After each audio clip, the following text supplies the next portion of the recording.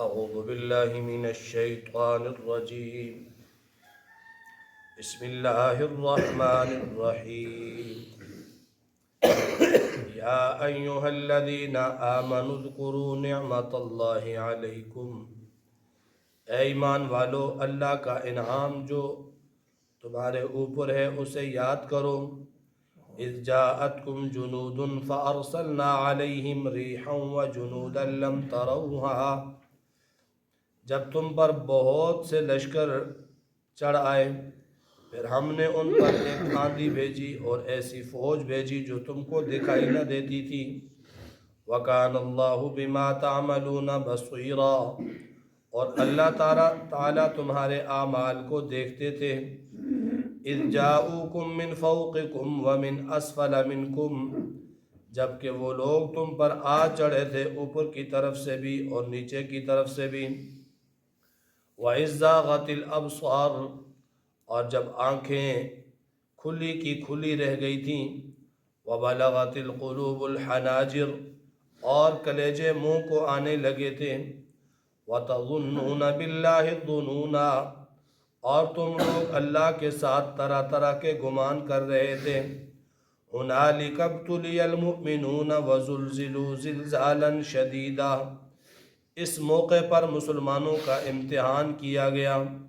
وَزُلْزِلُوا زِلْزَالًا شَدِيدًا، اور سخت انہیں جھنجھوڑا گیا، سخت جھنجھوڑنا. وَإِذْ يَقُولُ الْمُنَافِقُونَ وَالَّذِينَ فِي قُلُوبِهِم مَّرَضٌ مَّا وَعَدَنَا اللَّهُ وَرَسُولُهُ إِلَّا غُرُورًا، جبکہ منافقین اور وہ لوگ جن کے دلوں میں بیماری ہے یوں کہہ رہے تھے کہ ہم سے تو اللہ اور اس کے رسول نے محض دھوکے کا ہی وعدہ کر رکھا ہے.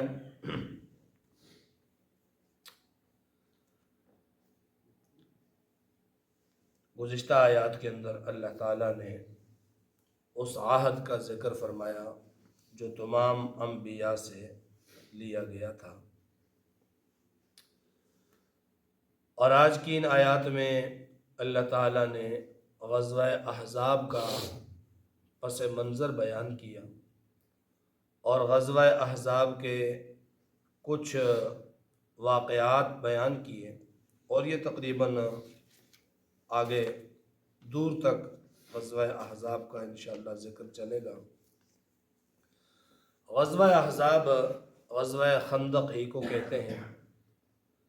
5 ہجری میں یہ غزوہ مسلمانوں اور کافروں کے درمیان لڑا گیا. پس منظر اس غزوے کا یہ ہے کہ 2 ہجری میں غزوہ بدر ہوا. اللہ تعالیٰ نے مسلمانوں کو فتح مبین عطا فرمائی، اور پھر 4 ہجری میں غزوہ احد ہوا، جس میں اللہ تعالیٰ نے مسلمانوں کا پلڑا بھاری رکھا اور کفار کو ہزیمت اور شکست کا سامنا کرنا پڑا. تو مسلمانوں کے ابتدائی 2 غزوات ہی، 2 جنگیں ہی اتنی شاندار تھیں کہ مسلمانوں کا تذکرہ، مسلمانوں کا ذکر ہر محفل میں ہونے لگا، ہر جگہ پر ہونے لگا، اور لوگ اسلام کی طرف متوجہ ہونے لگے.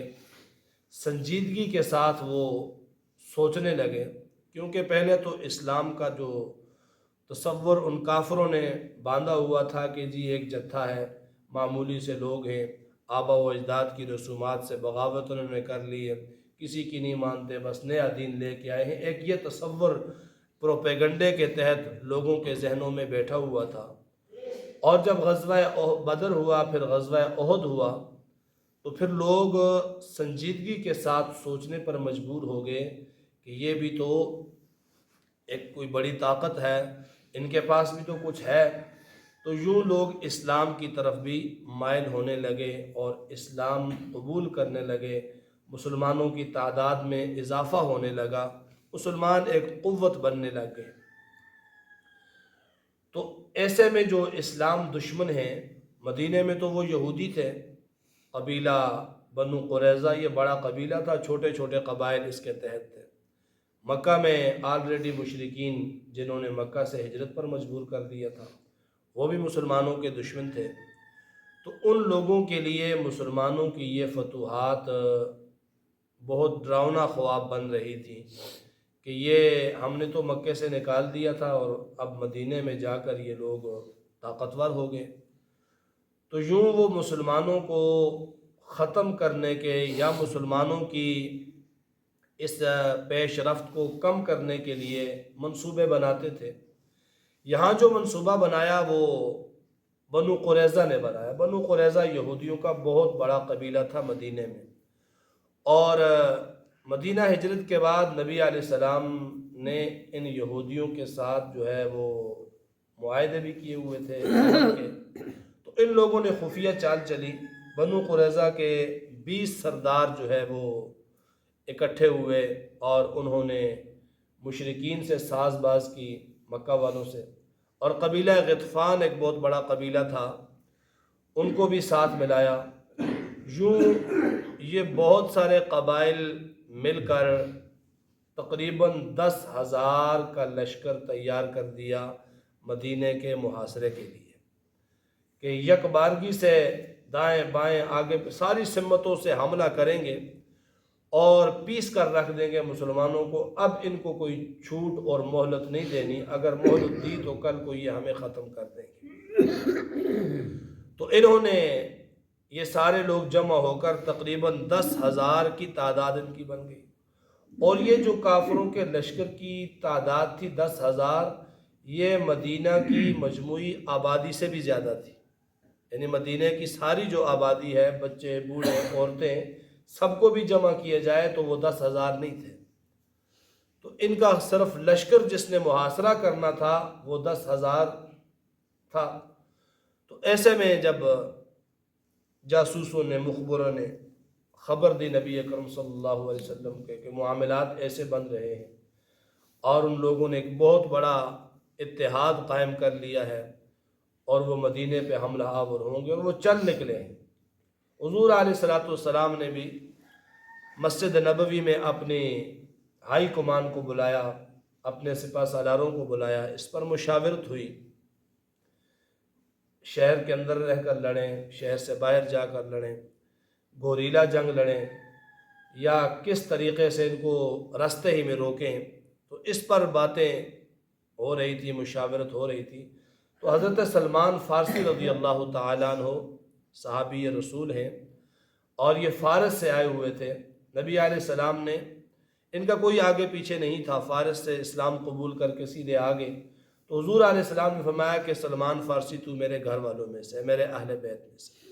تو انہوں نے ایک مشورہ دیا، یا رسول اللہ، ہمارے ہاں فارس میں جب اتنے بڑے دشمن کے خلاف جنگ لڑنی ہو تو وہاں یہ طریقہ ہوتا ہے کہ ہم اپنے شہر کے آس پاس بڑی بڑی خندقیں کھود دیتے ہیں، اور پھر خندقوں کے اس پار جو ہے وہ تیر اندازوں کو بٹھا دیتے ہیں۔ وہ لوگ جب اپنے گھوڑوں پر آتے ہیں تو خندقوں میں گر جاتے ہیں، کوئی بچ کر خندق سے نکل جائے تو تیر انداز بیٹھے ہوتے ہیں، ان کو نشانہ ان کا لے لیتے ہیں، مار لیتے ہیں۔ تو یہاں بھی یہ حکمت عملی زیادہ بہتر رہے گی۔ تو نبی اکرم صلی اللہ علیہ وسلم کو حضرت سلمان فارسی رضی اللہ تعالیٰ عنہ کا یہ مشورہ پسند آیا، تو خندق کی کھودائی شروع کر دی۔ بڑے ایمان افروز مراحل ہیں خندق کی کھودائی کے، آگے انشاءاللہ درس میں آئیں گے۔ تو یوں مدینہ کے آس پاس تقریباً 30 میل کے حساب سے، وہ 30 میل کے رقبے پر خندق کھود دی گئی، اور اتنی بڑی خندق تھی، ظاہر سی بات ہے کہ ان کے لشکروں کو روکنا تھا، وہ گہری بھی تھی، وہ چوڑی بھی تھی، اور اس خندق کے کھودنے میں کیا کیا مناظر پیش آئے، ایمان تازہ ہو جاتا ہے وہ اگر پڑھیں یا سنیں۔ تو حضور علیہ السلام نے خندق کھدوا دی، خندق کھود دی گئی، اور پھر اس کے بعد اپنے دستوں کو، اپنے جان بازوں کو اس خندق کے پاس بٹھا دیا، مختلف ٹولیوں میں، مختلف قافلوں میں، مختلف گروہوں میں۔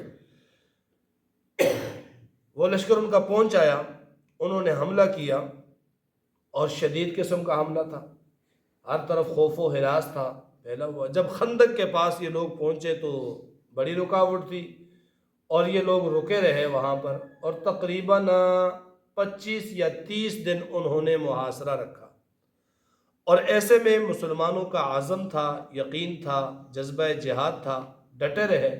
تو اللہ تعالیٰ نے 2 طرح سے مدد کی مسلمانوں کی۔